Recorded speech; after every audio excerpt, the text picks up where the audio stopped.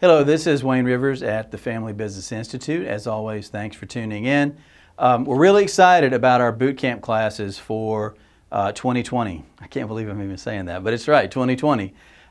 February 19th of next year is our third boot camp class, and then April 15th will be our fourth boot camp class.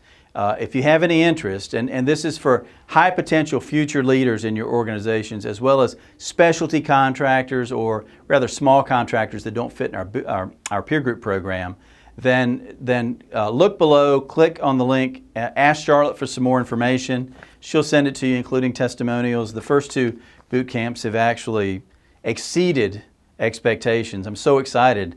I mean, we didn't know what to expect. We've never done this before, but they have exceeded expectations, and hopefully you'll have an interest in it too. So click on Charlotte's link below, and she'll get you the information you need. This week in our blog, I want to talk about what's more important for success, IQ or EQ. Okay, so most of you are familiar, well, everybody's familiar with the term IQ, right? Intelligence quotient. And then today it's common. It's written about all the time, EQ, and that's emotional intelligence. And so which is more important in terms of achievement? So at our last boot camp class, Mike Flengy, who leads the leadership curriculum and who's developing the entire boot camp curriculum, as a matter of fact, talked about a statistic from the Carnegie Institute of Technology. And the statistic was so outrageous that I thought he had misspoken. I immediately got out my laptop and looked it up. Well, of course, he's right.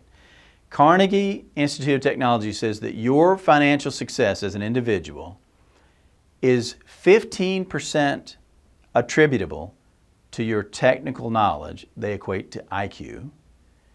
85% of your lifetime financial success, they say, is attributable to what they call human engineering, or EQ. That includes your personality, your ability to lead, and your ability to communicate. And communication, very importantly, is not talking to other people clearly and being articulate. Communication is a two-way street, and that is so important, such an important thing for leaders to know, that it is so much more important to listen to your people than to talk at them all the time. Odd from a guy who does blogs for a living, I know, but it's true.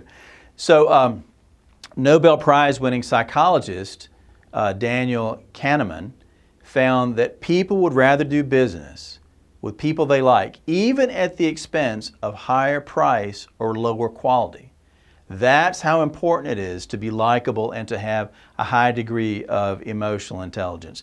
And it really flies in the face of what we practice as entrepreneurs. I know that when we have job openings, the first thing I look at is the resume, and I want to see technical competence. I want to see they did this, that they checked this box, this one, this one, this one, and they've done the things that, and I look for technical stuff. I know it's just, that's what we do.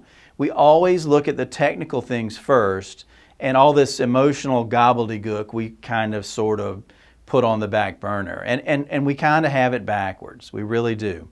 So if you think about it, there are three components to EQ.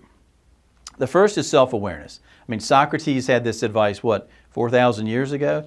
Know thyself. It's as simple as that. Know thyself. Even when I took a class with the Center for Creative Leadership 20 years ago or more, it's been a while, the first thing they start with is self-awareness. You have to be aware of your own feelings and your own predilections in order to be able to be simpatico with other people and understand their emotions and their predispositions.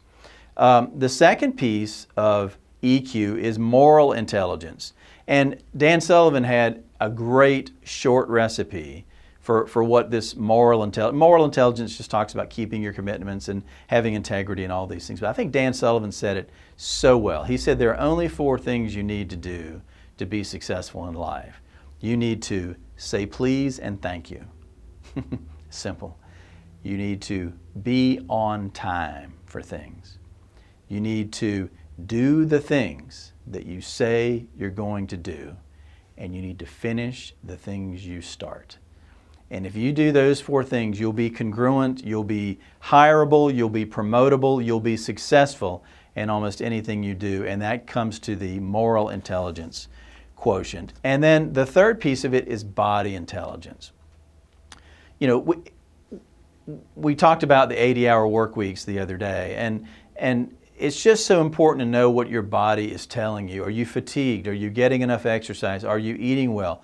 Are you taking the meds as the doctor has prescribed them? And people at my age take lots of medications, and so you're either taking them correctly and on time, or you're not. Are you getting proper medical care? Are you seeing the doctor about your high blood pressure? I don't know a family business leader in the whole country that doesn't have high blood pressure problems, me included. So you've got to be listening to what your body is telling you. So the whole thing started with Mike Flenge's claim that financial success is only 15% based on technical expertise, and it's 85% based on emotional intelligence.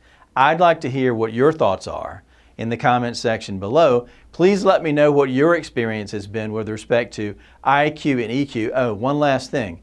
They're not mutually exclusive. If you can find very, very smart, technically sound people who also have high EQ, those are your high potential future leaders. This is Wayne Rivers at the Family Business Institute. Thank you.